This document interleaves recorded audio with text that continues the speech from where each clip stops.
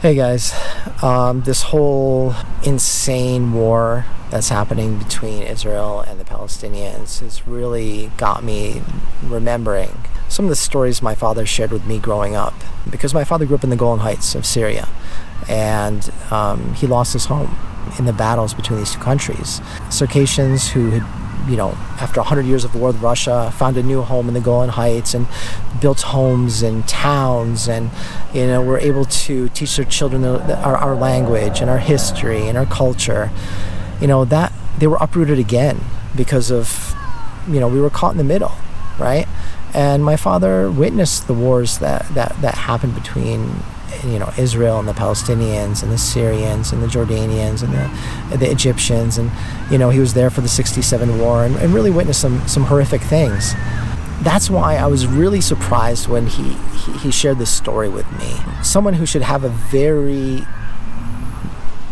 hostile view towards Israel. He surprised me when he said he understood what the Jews were going through, how they'd finally found a home. Because this is something that, as Circassians, we understand very well. Being displaced, being at the mercy of your host country, not having a place of safety and security to raise your children, to teach your history, your culture, your language, it makes you very vulnerable. And inevitably, acts of violence are perpetrated against you. On one level, he understood the pain that they were going through and he was happy for them, that they'd finally found that home. It wasn't until he came to America that he saw Palestinians' humanity was robbed of them. Like their perspective, their pain, their loss wasn't respected. That really, really hurt him.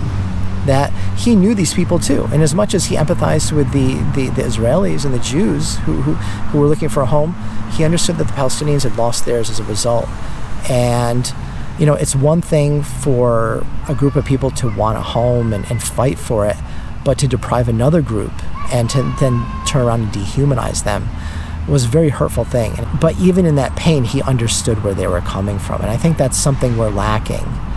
And I don't share these stories to convince people one way or another about who they should support. We're all stuck in this narrative that forces us to choose. Either you support Israel or you support the Palestinians. Well, what about caring about both? What about finding a solution that benefits both? What about empathizing with the pain of both? I'm not here to kind of change the narrative around that. I feel like that's almost a lost cause.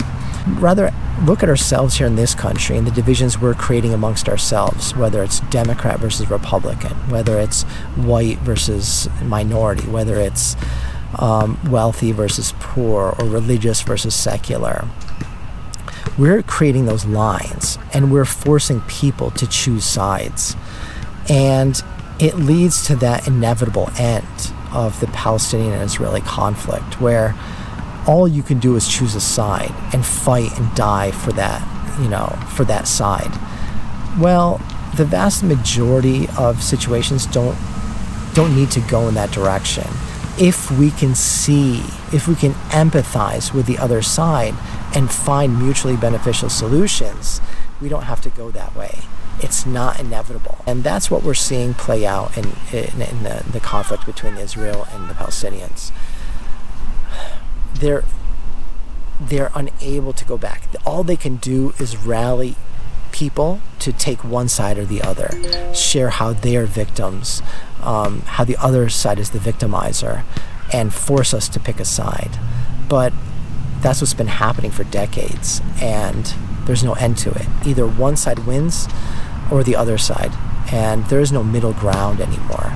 I believe we all have it within us to empathize, to see the world from the other person's perspective, and to find ways to live and work together.